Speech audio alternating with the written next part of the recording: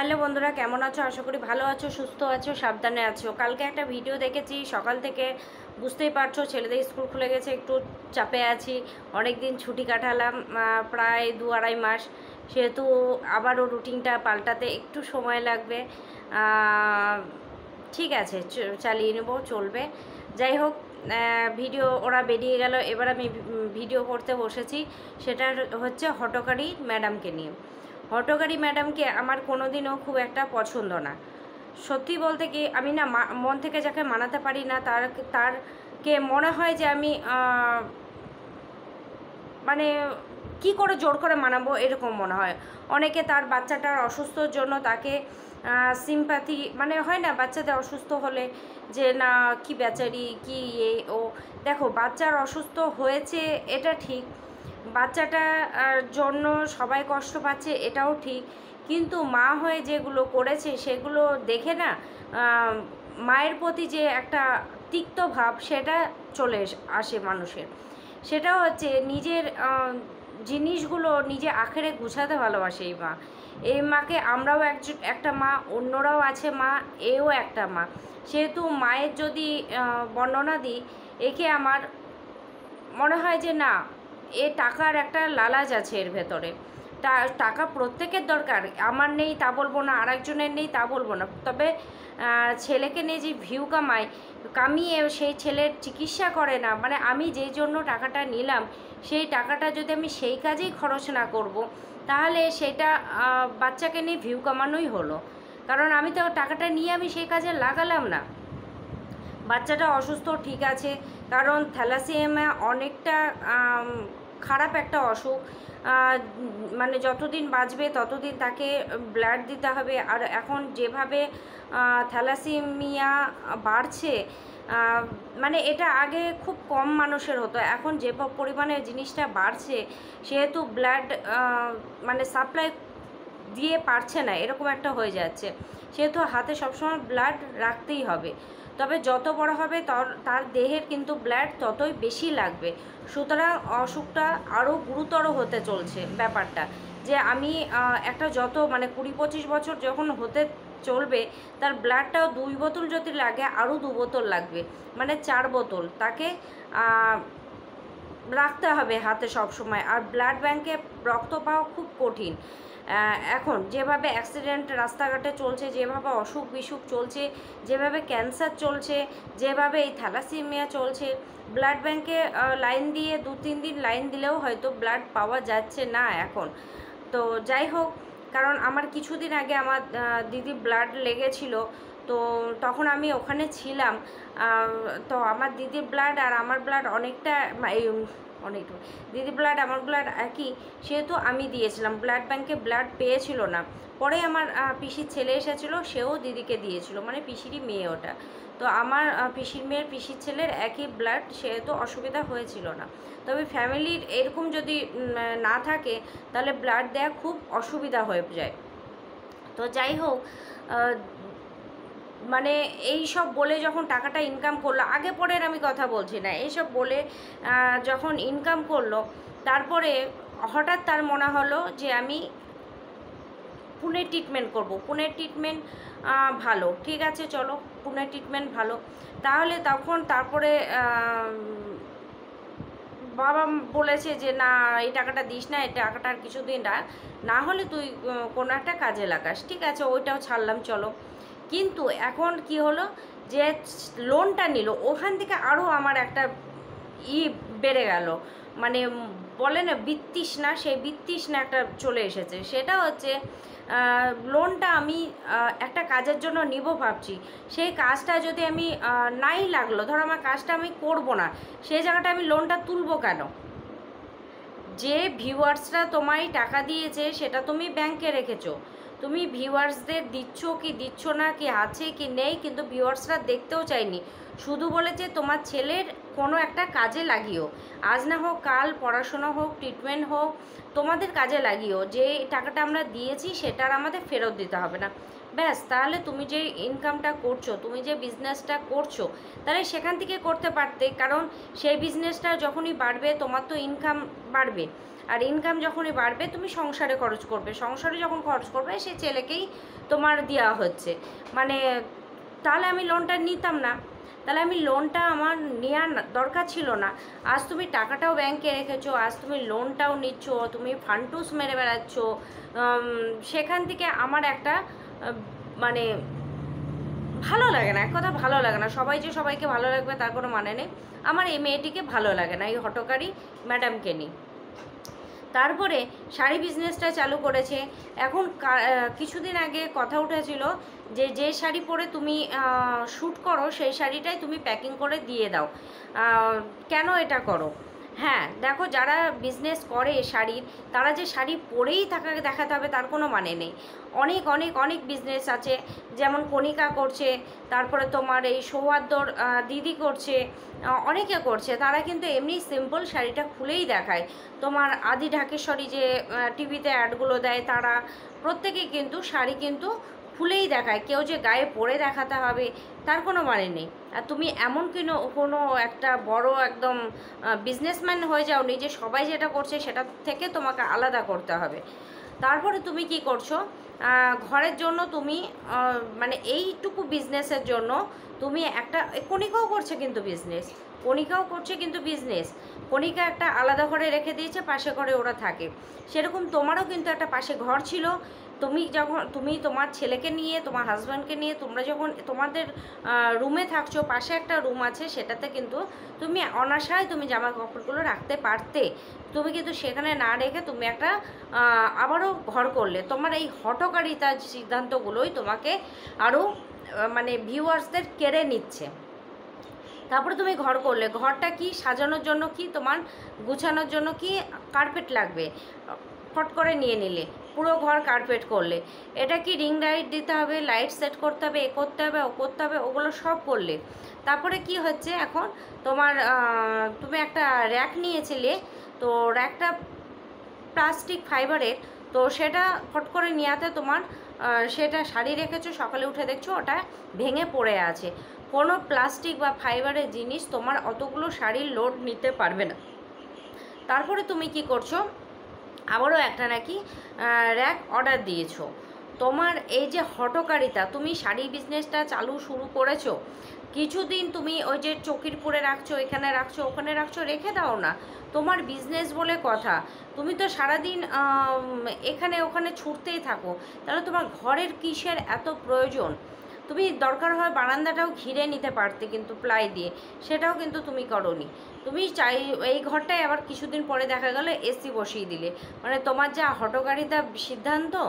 তো যাই হোক, তোমার যে কথাটা বলতে এলাম, মেন যেটা বলতে এসেছি সেটা হচ্ছে, তুমি কালকে মায়ের বাড়ি গেলে, মাকে কিছু মানুষ জিজ্ঞাসা করেছে, মানে তোমাকে, যে তুমি কি মায়ের চ্যানেলটা কেড়ে নিয়েছো, যে তোমার মা ভিডিও দিচ্ছে না। তো তুমি তার মাকে জিজ্ঞাসা করলে যে মা, তোমার কি আমি চ্যানেলটা কেড়ে নিয়েছি?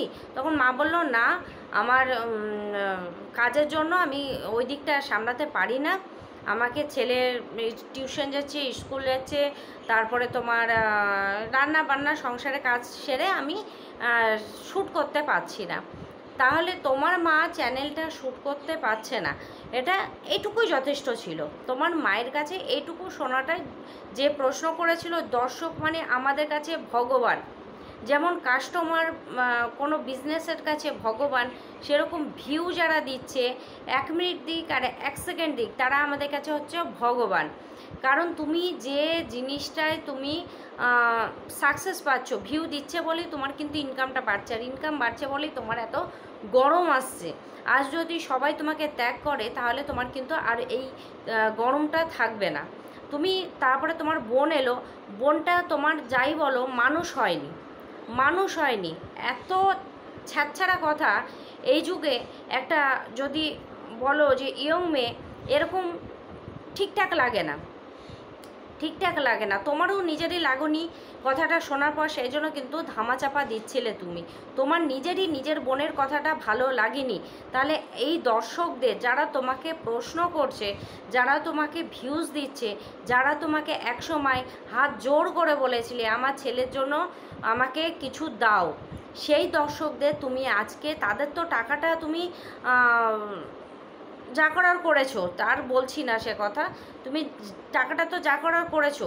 তারপরে যে দর্শকরা তোমাকে যদি একটা প্রশ্ন করে, এটা খারাপ কোনো কমেন্ট করেনি কিন্তু যে তুমি এড়িয়ে চলবে, বা খারাপ কোনো ল্যাঙ্গুয়েজ ব্যবহার করেনি যে তুমি ব্যাপারটা তোমাকে খারাপ ল্যাঙ্গুয়েজ দিয়েই বোঝাতে হবে। তুমি তোমার মাকে জিজ্ঞাসা করেছো, মা উত্তর দিয়েছে, ওইটুকুই এনাফ ছিল। কিন্তু তোমার বোনের যে কথাটা, তুমি কিন্তু এডিট যেটা আছে আমাদের, যে আমরা ভিডিও করলে ভুলভ্রান্তি যেখানে আছে সেখানে কিন্তু আমরা কেটে বাদ দেওয়ার একটা অপশান আছে এডিট করা, সেইটা তুমি করে কিন্তু বাদ দিতে পারতে তোমার বোনের এই কথাটা। দর্শকদেরকে বলেছে যে তোমাদের এত জ্বালা হয় কেন। দ্বিতীয়ত হচ্ছে দর্শকদের বলেছে তোমাদের কি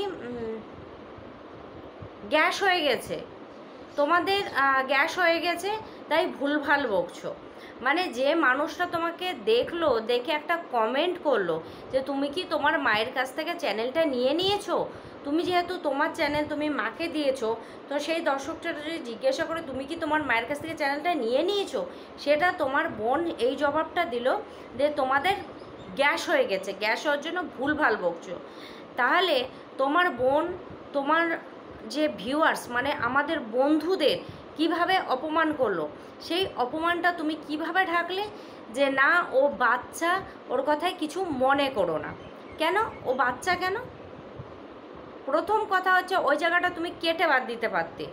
সেকেন্ড কথা হচ্ছে যে তুমি তোমার বোনকে বাচ্চা বলছো, যে একটা কলকাতার বুকে একা থাকছে একটা ঘর ভাড়া করে, সে নিশ্চয় বাচ্চা না।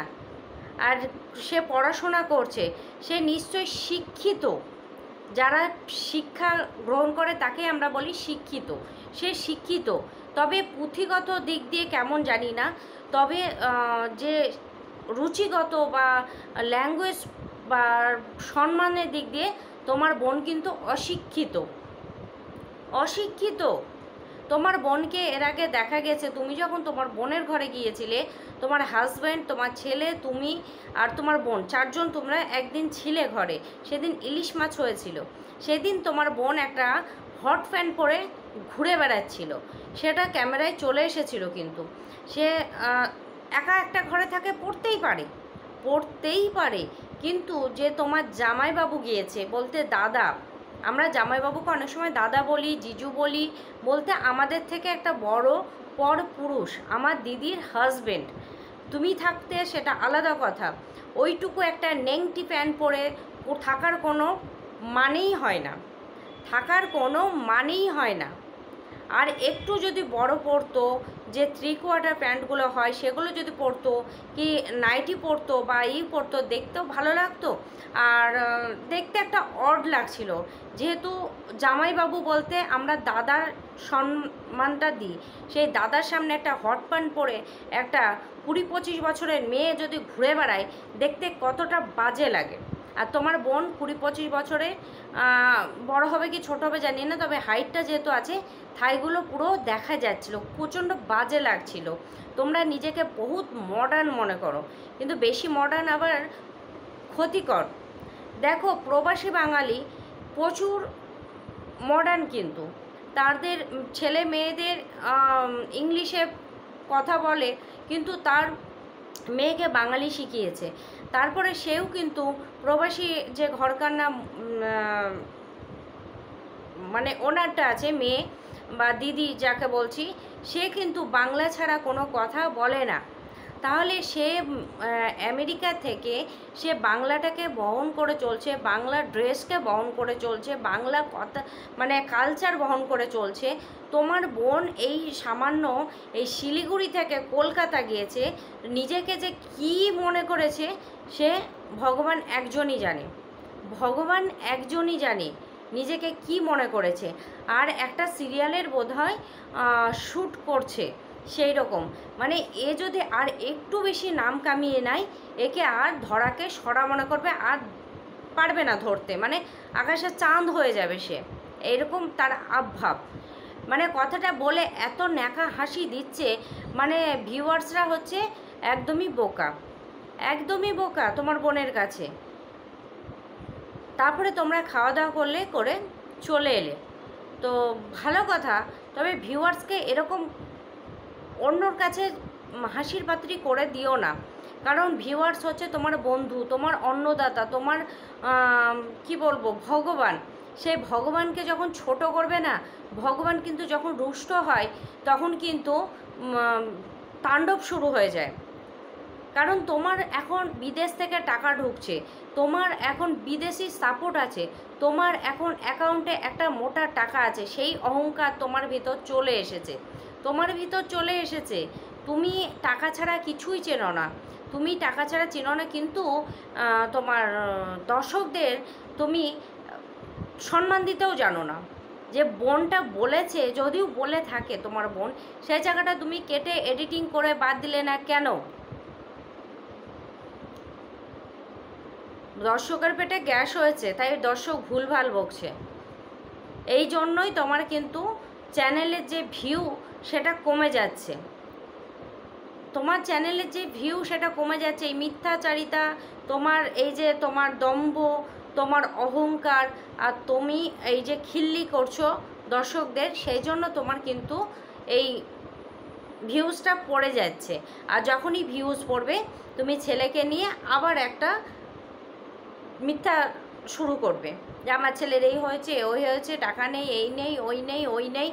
এবার কিন্তু দর্শককে যেভাবে মুরগি বানিয়েছো তুমি, আর যদি পরবর্তীতে কিছু হয়, তুমি নিজেও জানো, সেই দিন তুমি বলেছো যে আর যদি আমার কিছু হয় ফ্যামিলিতে, আমি জানি দর্শক আমাকে বিশ্বাস করবে না বা হেল্প করবে না, সত্যি করবে না। তুমি নিজের কাছেই নিজের প্রশ্নের উত্তরটা দিয়ে দিয়েছো, কারণ তুমি নিজেও জানো।